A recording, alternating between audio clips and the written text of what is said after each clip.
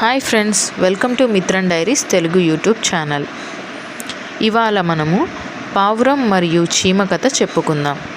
ఒకానొక అడవిలో చీమ పావురం నివసిస్తూ ఉండేవి. చీమ ఒకరోజు నది ఒడ్డున కూర్చొని కాఫీ తాగుతుండగా గాలి తాకిడికి నీళ్ళల్లో పడిపోయింది.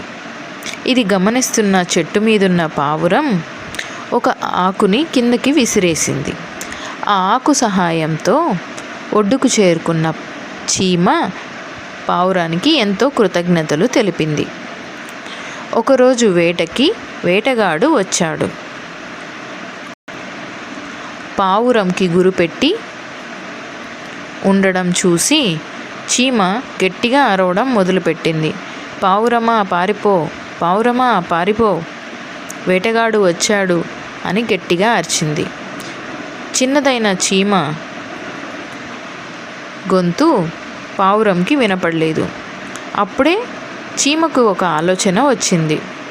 వేటగాడి కాల్ని గట్టిగా కరిచింది. దాంతో వేటగాడి గురి తప్పి పక్కకి కాల్చాడు. ఆ శబ్దానికి పావురం ఎగిరిపోయింది.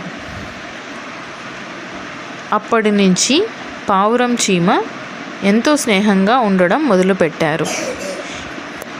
ఈ కథలోని నీతి ఏమిటంటే, మంచి చేస్తే మనకెప్పుడైనా మంచే తిరిగి వస్తుంది.